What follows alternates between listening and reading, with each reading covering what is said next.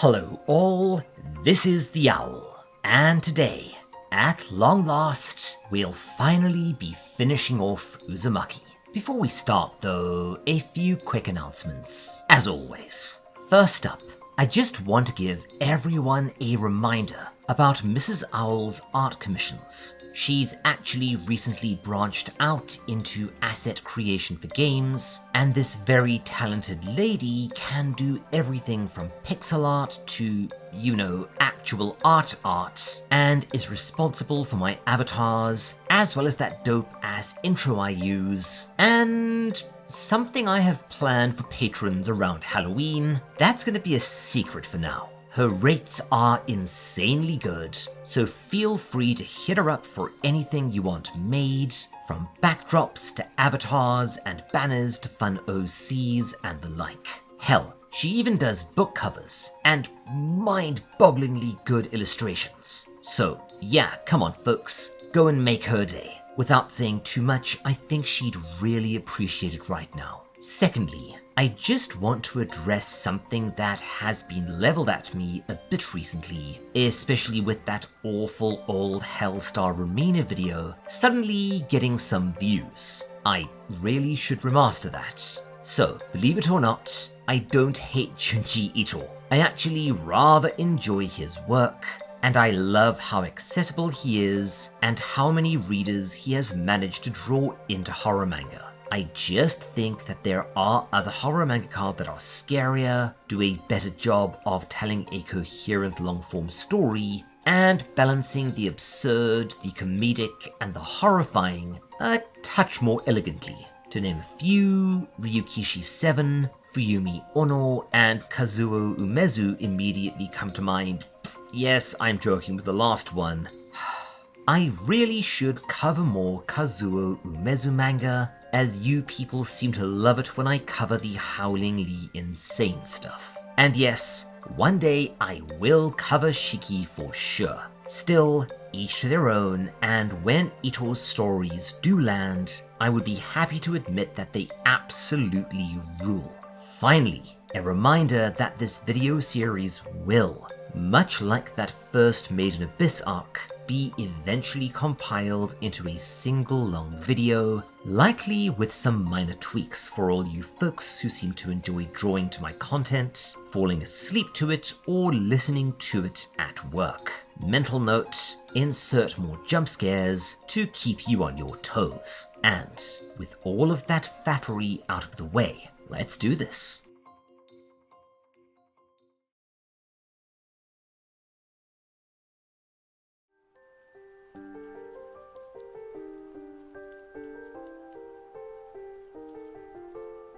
So yeah, the final third of Uzumaki is bonkers and somewhat uneven, but fortunately today's first story is a banger. We start off with a brief recap of Act 2. And yeah, we're back to that full color goodness. Seriously, I love this. It has a pencil crayon look that I dig. It really does add to the surreal, sketchy, dreamlike atmosphere of the manga. However, I will say that I wish we did have more slow, quiet bits like this to just explore Kurozucho a little bit, much as with places like Hinamizawa, as so much of this story is ostensibly about the town, and we just don't get enough of it. Anyway, yeah, after the storm passes over, we realize that it badly messed up the town, destroying the flimsy modern housing and leaving only the row houses standing, and this actually makes a kind of sense. See, post-World War II, and especially in the 60s and 70s, Japan saw a massive construction boom, only with a few alterations. Structures were frequently designed in,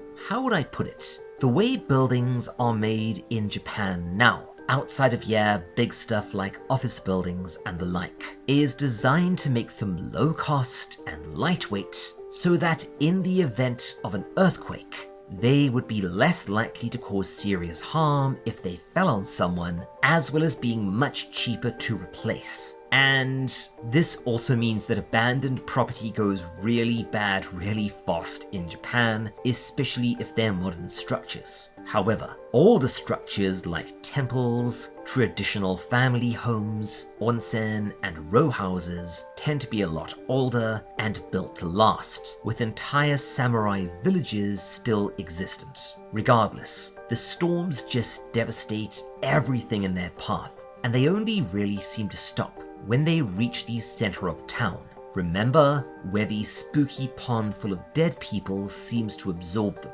Don't worry, this will all get explained later on. Kind of, not really. And this leads us naturally into the story, as a city agent shows Kirie's family the house he has available for those displaced by the storm. It's one of the old row houses, except that this one apparently has some sort of nasty story tied to it about a creature that lives there and, I guess, eats dogs? Kirie's mother, however, is more concerned that the house is, well, a tatty old row house. And yes, if you're curious as to what a row house is, I'd go and rewatch part 1, as I went through it there fairly extensively. It's pretty interesting. However, when they are informed that there are literally no other better options for them, they reluctantly agree to stay. Sometime later, the family meets a young man, Wakabayashi, staying in another part of the row house, and he warns them not to bother their neighbors, potentially dangerous squatters who've been living here for a long time. This would honestly raise eyebrows anywhere in Japan, as while Japan does have a homeless population, we'll be talking a lot more about this in Shibuya Goldfish Part 2, by the way, when we get around to it. Sweet Jiminy Christmas, I've got a lot of videos to make. Squatting in a privately owned or even city-owned abandoned property isn't a thing. I've literally never heard of a single case. Not because of extremely harsh laws or anything, but it's just not something that happens. Again, maybe it's because newer structures tend to go really rotten really fast when they're abandoned, and the older structures that remain are generally used for stuff, even if it's just town storage. Regardless, this immediately makes Kirie's little brother think of the monster, but in a fairly subtle and amusing beat. The mother is more concerned about annoying the neighbors. I don't know why, this just tickles me. Again, very Japanese. The story continues as Wakabayashi and Kirie become friends, and we realize that there's something just a bit off about him. And yes, if this story feels very Umezu to you, he was actually one of the core inspirations for a lot of Ito's work, alongside Stephen King and H.P. Lovecraft. And yes, this manga is very Stephen King, and spoilers, we'll be getting the Lovecraft stuff towards the end. Anyways, Wakabayashi explains that the mysterious neighbors live on welfare, which, okay, it's a conceit for the story, but it makes zero sense in real life. As far as I know, in Japan, if you don't have a fixed, registered, and legal address, you cannot receive any sort of social support, or at least couldn't at that point in time. And yes, once again, we'll talk about this in Shibuya Goldfish Part 2. Let's just say Japan is a massive bureaucracy. He goes on to explain that the couple are an old woman and her son, and that her son suffers from some sort of mysterious disease that causes him a great deal of pain and makes him cry at night. And sure enough, he points to an old woman hanging a ragged kimono to air outside, a kimono covered in holes. Only as she stumbles, Kirie catches her and sees that her hands are covered in odd, gnarled, and yes, spiral-shaped extrusions, likely the cause of the holes in the kimono. Late that night, Kirie hears the old lady crying out frantically, and because she's a good egg, rushes over, seeing that yes, the spiral spines are even more pronounced than she thought, but is also told that the old woman's son had died. We do not see a corpse, but Kirie does and appears utterly horrified. The next day, she and Wakabayashi discuss the matter, and he claims that for some reason he went over too and saw that even the floor was covered with holes. And no, we are not going into the frigging tryptophobia debate, because I quite like this channel and that one never ends well. Regardless, we see on the next night that Wakabayashi is actually a massive creeper who's been spying on Kirie through a crack in the wall. Oh, and Kirie, as well as her family, and also Wakabayashi, have begun to teem with those weird growths too, which, spoiler, appears to be some kind of contagious disease, but it barely featured in the story, so we will ignore it for the most part. Regardless, as another tremendous storm begins to howl outside, they all hunker down for the night. Suddenly, the wall begins to crack as growths, now looking like horns, pierce the thin walls of the row house, and something steps through towards them. It's Wakabayashi, now completely unrecognizable as a mass of spiraling horn-like bones, looking like a damn Dark Souls boss. No, seriously, I love this design. He pursues Kirie, attempting to, I actually don't know, eat her, I guess. And yes, I apologize, those are birds outside the window. There's not much I can do about them, aside from hoping that Wakabayashi shows up and eats them. Anyways, while I do like this story, in probably one of the biggest anticlimaxes in the entire manga, the monster catches a bit of shrapnel from the storm and dies. Yeah, that's it. Weak. However, I think that this story is at least partially an allusion to a rare but pretty creepy disease called fibrodysplasia ossificans progressiva. And I'm sure I mangled that completely, I'm not a doctor, but this causes a body to gradually become ossified. Flesh, organs, and even skin turning into bone and emerging from the skin, although it could also be referencing cutaneous horns, a little understood phenomenon where skin tumors induce keratin-based structures to grow out of people's skin, often resembling spines or horns. And apparently this can also happen to animals, which is allegedly where the legend of the jackalope comes from, as far as I know, although Mrs. Owl tells me that I might be mistaken here, and that the jackalope/horned rabbit thing is actually something different. If you know, feel free to let us know in the comments. Anyway, believe it or not, that was actually the last sane story in the manga. And now, it's time to dive headlong right into insanity. That's right, folks. At last, we're going to hit full Ito. Enjoy.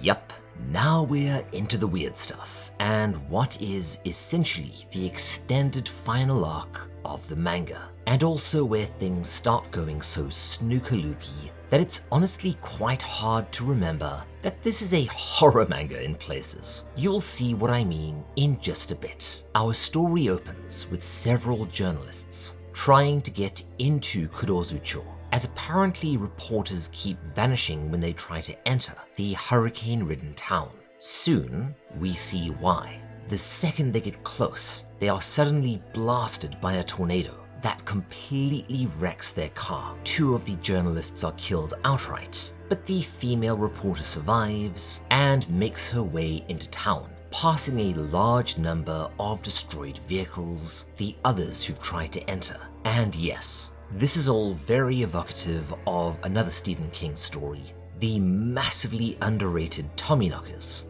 You know, the one that got that terrible TV movie with Jimmy Smits, and that story that King hates but is actually bloody good. Wait, what? Okay, James Wan, now I'm keen. Anyways, that story saw a small town taken over by an alien influence, which turned out to be some kind of gas that turned its residents super intelligent but also evil and crazy. After a while, and for reasons. It was impossible to enter the town from the outside without dying horribly, or if you were able to make it into the town, it was impossible to leave. As she makes her way in, a news chopper flies overhead and gets nailed too, ripped up by a tornado, and then basically eaten by Dragonfly Pond. We actually get a fairly cool set of tableaus as she makes her way past endless ruined buildings, and finally reaches the pond, which has become a massive raging maelstrom,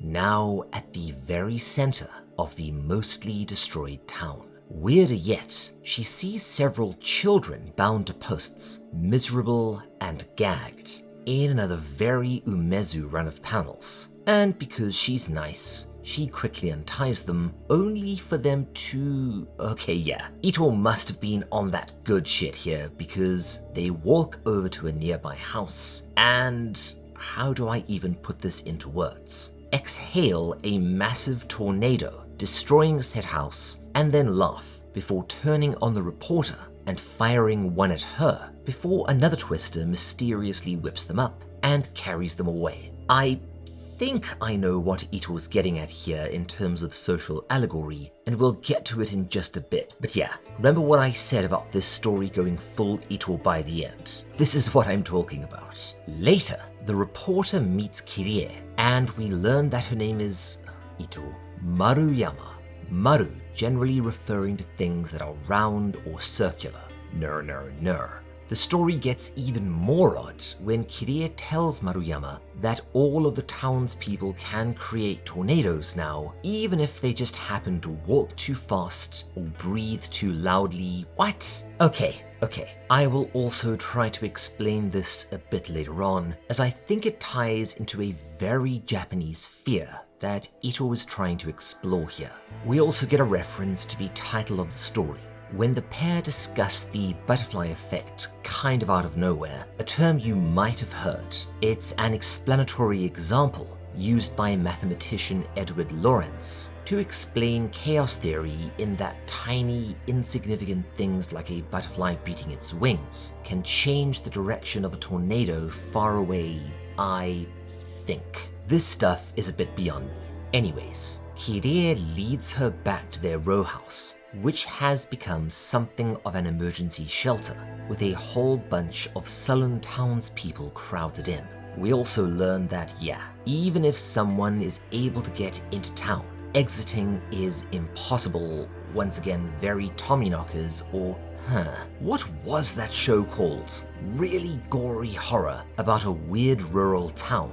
Once you enter, you can't leave, and it gradually turns into the completely bananas love child of Twin Peaks and Lost. This ring a bell to anyone? Let me know in the comments. Regardless, she and a few others, along with Kirie's father, head out to try and escape the town again, but they are met by two of the kids from earlier, who once again begin attacking with twisters. And okay, so I won't be going into this too deeply, as I will talk about it at the end, and I did already talk about it extensively in Gantz, but I think this is one of the big themes Ito is exploring here.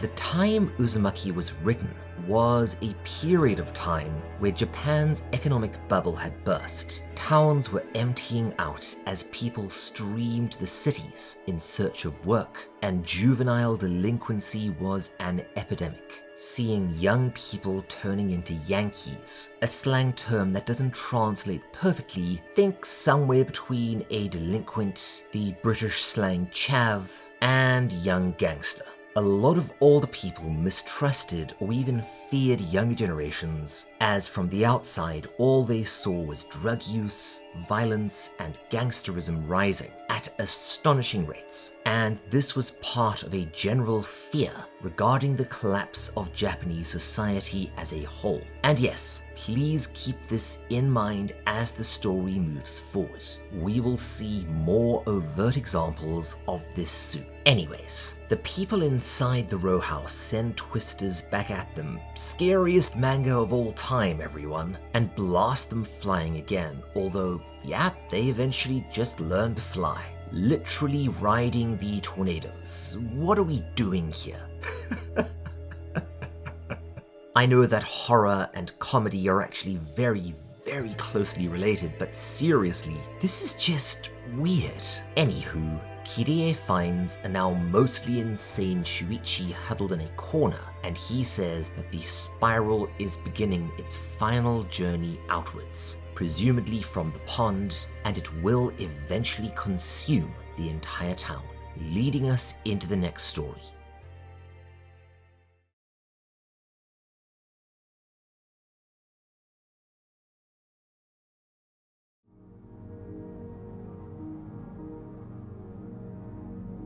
Chaos begins with us seeing more of Ito's fear of gangsterism among young people, even more overtly demonstrated, as several, I think these are supposed to be bozoku, or a biker gang, only now riding tornadoes and completely wrecking the town. Those outfits are kind of a dead giveaway. Yeah, as mentioned in Gantz, that period of time didn't just have Yankees. There were worse things, particularly bozoku, as opposed to the Yakuza, who by and large tend to leave John Q. Public alone unless you go looking for them for some reason or attempt to break into an industry where they hold sway. Bozoku were psychotic biker gangs that really just existed to be hooligans, fighting amongst themselves a lot, but also terrorizing small towns and acting the fool. Probably most famously, Bozoku culture resulted in a bunch of massive bike convoys that would at times just go completely nutso, trash streets, and randomly attack people, and much like other youth gangs, was a big point of concern for the culture in general. You can find references to them in manga from the 80s through the turn of the century quite a lot, including frigging Dragon Ball Z. However, this has at least become less of an issue over the last maybe 15 years, mostly thanks to extremely intense police crackdowns on biker gangs as a whole. And while they still do exist here and there, the era of the berserk convoys trying to run people off the road for the lols is fortunately long gone. We see this theme continued as Kirie's little brother Mitsuo says that he wants to join them, as they always seem to have plenty of food and freedom, while they struggle to live.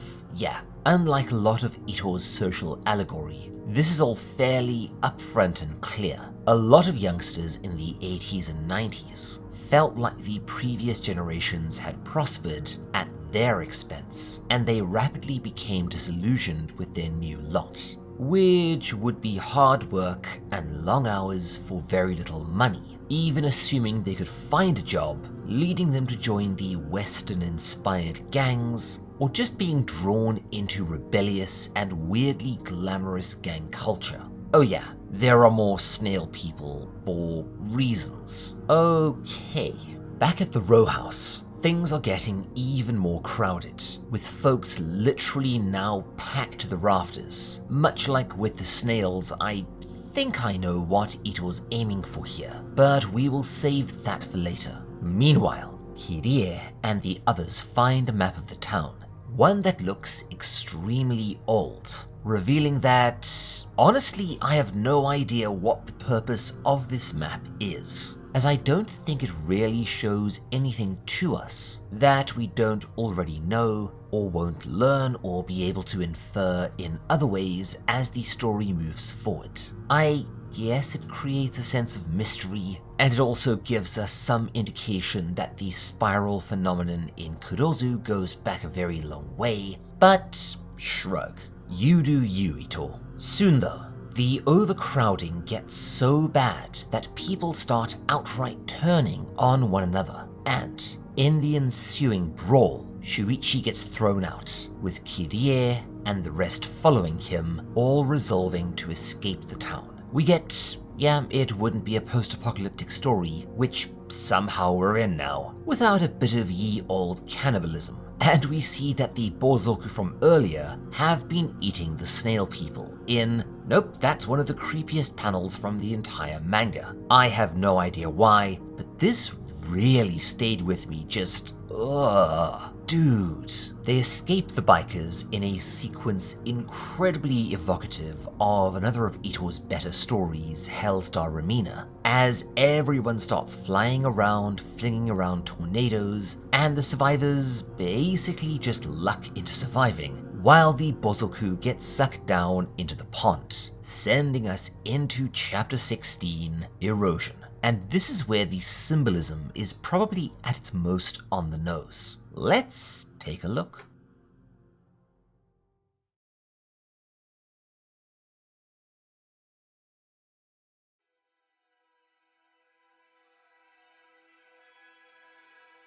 Yeah, remember when I said that the symbolism would be overt here, and that I think I see what Ito's getting at? Well, if you're familiar with this period in Japanese history, you've probably guessed at it yourself, and if you're not, I would recommend going and watching Gantz Part 1, as I talk about it pretty extensively there. But in a nutshell, this was a period of real trouble for Japan, often referred to as the Lost Decades. The economy had at first stagnated and then gradually imploded, with unemployment spiraling out of control, and a lot of rural factories and compounds closing down. People thus left even moderately sized towns en masse and flowed into the metropolitan cities like Tokyo and Osaka looking for better prospects, and this further crippled the rest of the country. However, when they arrived in these cities, they found competition for jobs and even accommodation was now bonkers. The few jobs that were available were unstable and paid like crap, and those that had moved there before, or worse, were longtime Tokyo residents, utterly resented those who came after for making the problem worse, leading to a three-way culture clash between immigrants, residents, and young people. And yeah, if you were poor working class, this was not a nice period of time. This quite rapidly resulted in tons and tons of people surviving on the very margins, accommodations being overcrowded, and places like Sanya, which, as with a lot of things I will talk about in Shibuya Goldfish Part 2, becoming, well, a lot like what we're seeing in the story at present. Violent, dangerous, with a near complete breakdown of social order. Then, to add to the already boiling mess, and to combat the increasing problem of homelessness, most of the other wards, but especially the affluent wards like Shibuya, decided to basically just ship all their homeless to Sanya, dump them, and contain them there, which of course only compounded the problem, leading Sanya to be widely referred to as the worst place in Japan, the town of forgotten people, the town of day laborers, and the town of welfare. That said, it's not as bad now as it once was, at least, albeit mostly because Sanya has now become the town of impoverished old people. Anyways, we learn that the tunnels have become impassable, and that the sea itself is basically eating any raft that attempts to escape.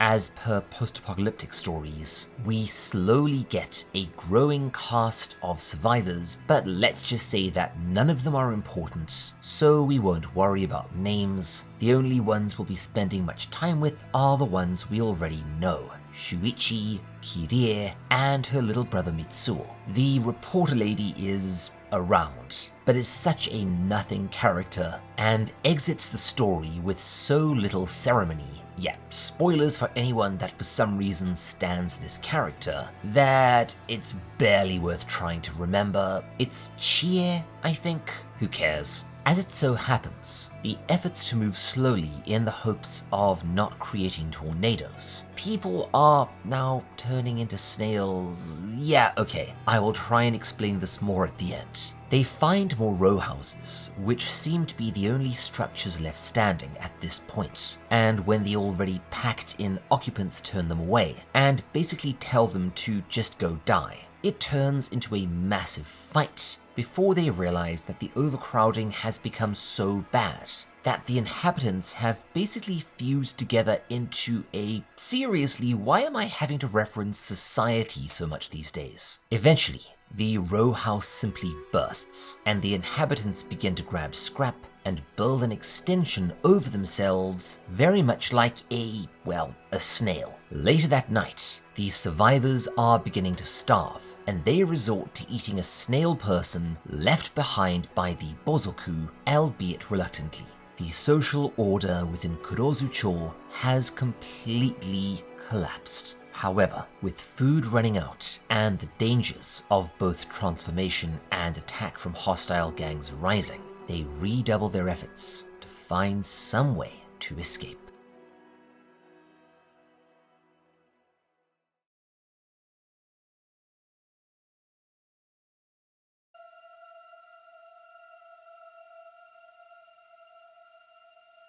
With the ocean and tunnels trapped by twisters, and Kirie's little brother Mitsuo beginning to look a little, snailish himself, they resolve to try a steep mountain pass in order to escape.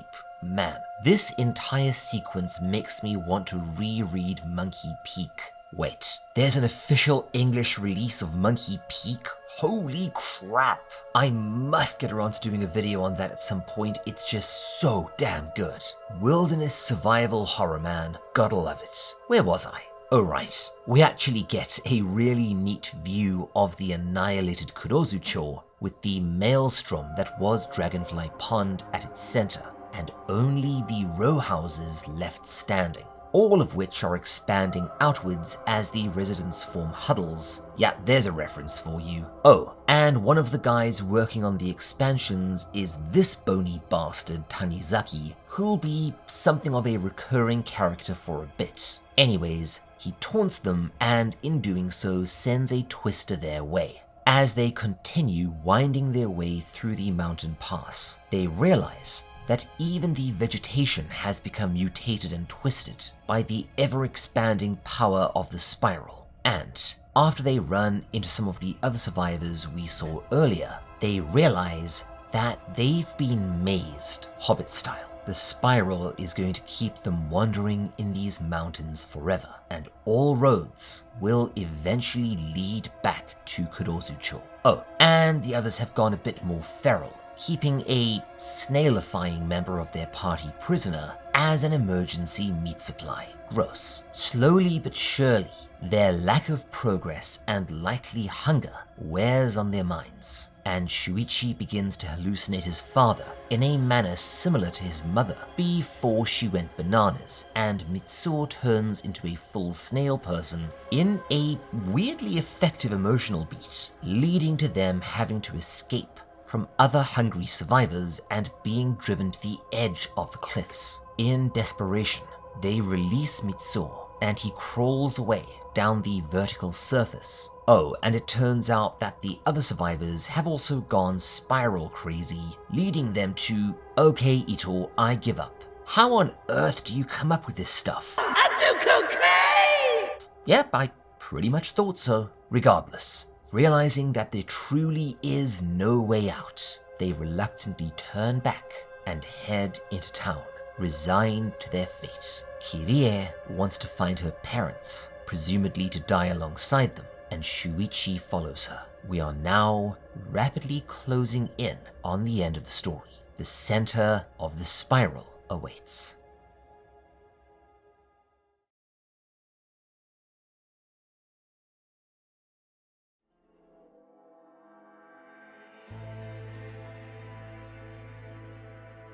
The penultimate chapter, Chapter 18, The Labyrinth, is allegedly in a big way, where we see Ito's initial inspiration for the story coming to life. He imagined what would happen if row houses expanded out and out, joined up, and made one enormous superstructure, which, as the party looks down from the hillside, is exactly what happened. Kurozucho has become a single, endlessly spiraling row house, and this gives us a nod to the chapter title, as the town now bears a strong resemblance to the classic Greek labyrinth of Minotaur and Theseus fame, which was in turn based on a structure that, for a long time was believed to be a myth but turned out to be real, kind of. You know what? The hunt for, the excavation of, and the investigations around the true labyrinth and Minotaur, and what the Minotaur turned out to be, is so bloody interesting and so complicated that I would actually rather encourage you to track it down and investigate it on your own time. Trust me,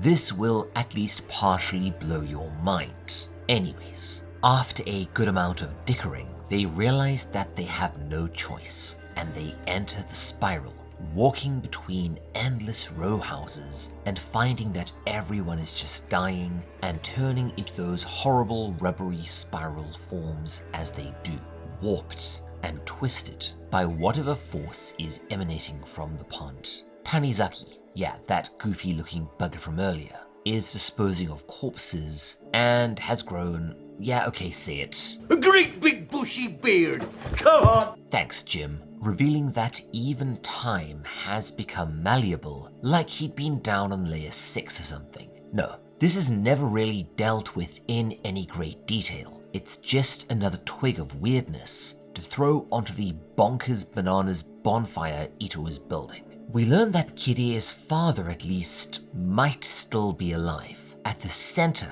of the spiral town, making his horrible pottery by the whirling pond. But Tanizaki lets them know that even he never made it that far in, as there are all sorts of threats, deadfalls, and wall-offs, and that the surviving townspeople continue to build, creating a maze that is always shifting around and changing. Sure enough, as per the chapter title, it's a proper labyrinth, although fortunately sans Minotaur, and they quickly become lost, exhausted, hungry, and thirsty, and eventually they attempt to settle down for the night. They lapse into conversation, trying to figure out what on earth has happened here, and the next day they find an entrance to the enormous row house structure, and reluctantly they enter, finding it to be now deserted. Oh, and Chie gets got, but it's such a dumb blink and you'll miss it moment, and she was such a nothing character that it's not even really worth considering. Sorry, Chie stands. Finally,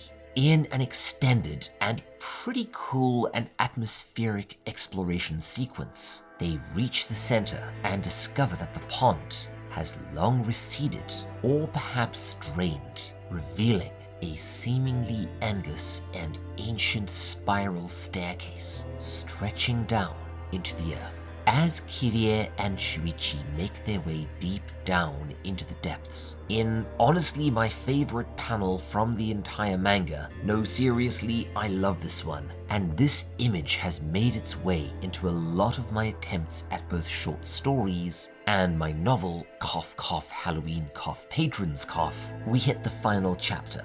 Yep, it's time to see how this all shakes out. And it's a lot. Let's take a look.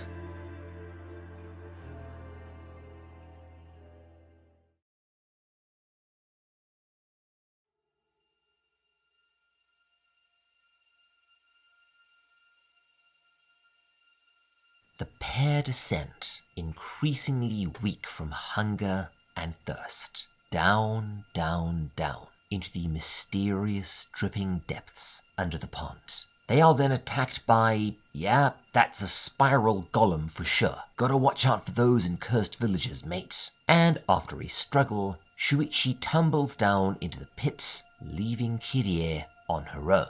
Kirie follows him down, down, down, down, and eventually begins to see a light down there in the darkness, finally emerging out onto, this is where we start getting into the Lovecraft shit, with the ruins she discovers being almost certainly a strong reference to the mysterious city from At the Mountains of Madness. At the very bottom, that's a Lovecraft city, Hide your airplanes and huskies, everyone, as well as, oh dear, the twisted and petrifying remains of all the townspeople, including her parents, blanketing the floor of an immense antediluvian cavern with huge spiraling forms emitting that eerie light, almost certainly what we saw in the lighthouse. She is happy to find Shuichi, but is distraught to see that while he is alive, he's pretty busted up, unable to walk, and almost certainly dying due to the injuries sustained in his fall. He tells her that somehow the city is a living thing. And okay, this is me doing a bit of lateral thinking here, but the entire business seems to be about warping and attracting people who live above to eventually make their way down here every, I guess, cycle, whether it be by cremation or exploration, to further add to the bulk of the city by using living things as a sort of coral. Yes, again, very Stephen King.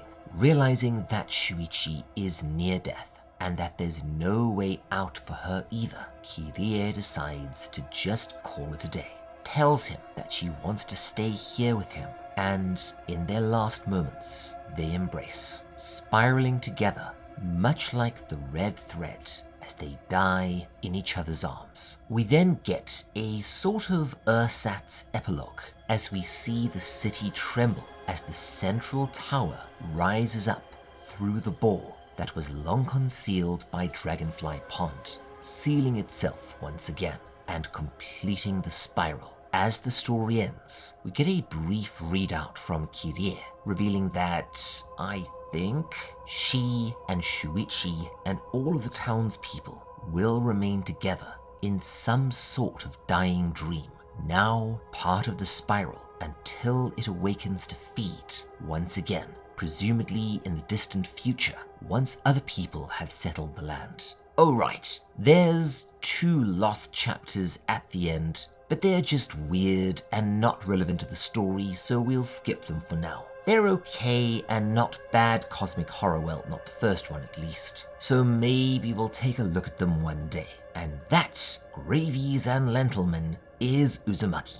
Likely Ito's most famous long-form work, and it's good. Okay, look, I'm not going to give it the reach around that a lot of horror fans seem to want to, but it's big, grand even, and I know some of you dig this sort of epic horror fantasy story, along the lines of It Chapter 2 or Doctor Sleep, but generally they aren't my thing. However, don't get me wrong, I like this story, and there are bits that I genuinely love. And 1 or 2 panels, not only the ones you're likely thinking of, are seared into my living brain. It's not perfect, but I certainly don't think anyone could accuse it of being forgettable. And that's something that does, in a sense, make it worth reading. There really is nothing else quite like a Junji Ito story. Anyways, what does it all mean? Well, we're going to do one more little outro segment where I attempt to interpret Uzumaki, both as a product of its times and a social allegory. So if you aren't keen on that sort of wibbly-woo, feel free to head on out, and I will see you next time for a crazy-ass sci-fi thing with a bear. For everyone else, okay then, let's do this.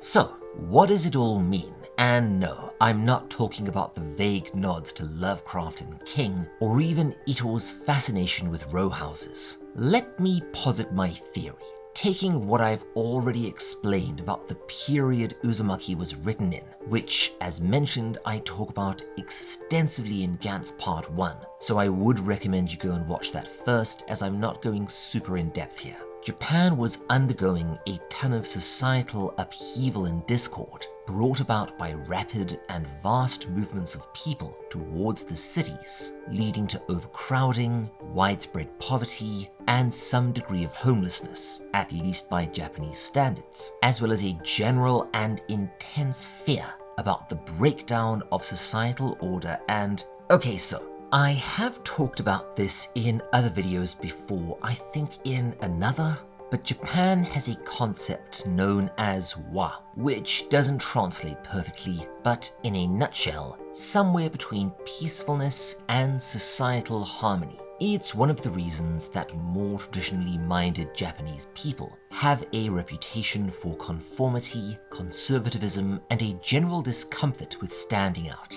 The nail that sticks up gets hammered down, and all that.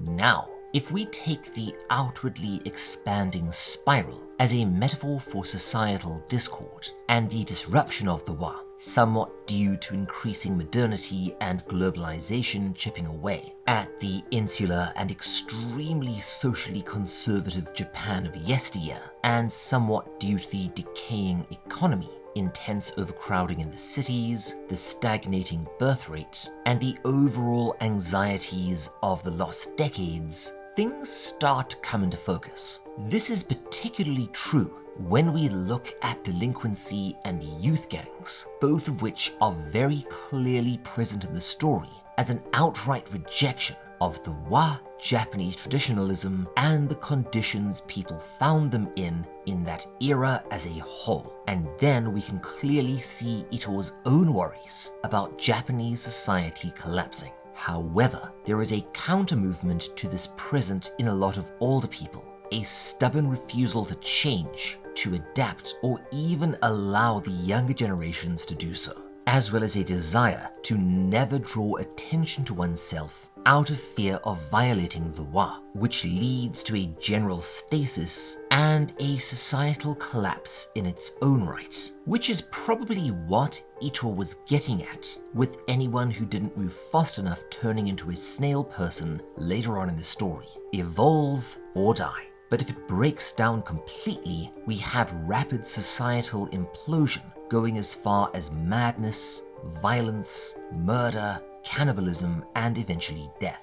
And we also see a very Japanese fear expressed by the townspeople as the spiral energies of the weird city below intensify. Any careless action, any careless speech, even moving too fast or breathing too hard results in natural disasters, tornadoes, almost certainly a fear of disrupting the wa, drawing attention and embarrassment to oneself, and potentially causing trouble for other people. Again, a very Japanese fear, and Ito has delved into this one on occasion too, most notably with Unbearable Maze. Lots of mazes today. So, at the end of the day, I think that Uzumaki is really about the dichotomous Hobson's choice, facing Japanese folks during the lost decades, either to move to an overcrowded and likely crap life in the city, facing poverty, grime, potentially violence, and the likelihood of your children joining or at least being inspired by gangs. Or you get to stand still and experience the entropy of the country as it hollows out. Either way, watching the Japanese way of life slowly eroding and devolving into chaos. Yes, I may well be reading too much into things in a few places, and maybe a small reach here or there, but it's hard not to. And I do think that this theory works, at least from my perspective. I would, however, be extremely curious to hear your own interpretations. Feel free to let me know in the comments. Anyways, before we finish, I just want to say a huge thanks, as always, to my amazing patrons, without whom there is no way Mrs. Owl and I could keep on doing this. Cheddar, Crazy, Question Man 6, Hunting for R2D2, Inukie Koji, Cal Core, Opinion Custard, Philip Campbell, Piece of Yeast, Ranger Danger, Rose Montgomery, Wargle, Bee Empress, Camoleon, Cheshire Quill, Endymion, Erin Arnold, Fluffy Burb, Jake Ramsey, Lance Goebel, Rafferty, Simone, and Squid. I also want to say an extra special thanks to our two Owlbard patrons, Jathis and Polite Crow. That is so generous. I am genuinely floored. If you also want to help support this channel and get your name in the credits, plus all sorts of cool Patreon extras like early videos, unique videos, Discord perks, a thing coming in Halloween that should put a smile on your dials. Why not head on over to our Patreon? Otherwise, if you do want something a bit different, why not go and request an art commission from the amazingly talented Mrs. Owl? She did the avatars that I use on this channel, and a ton of other assets, and I can promise you, you will not find this quality at this price elsewhere. All details, as always, are in the description. Otherwise, take care, my friends, and I will see you next time. This is the Owl, signing off.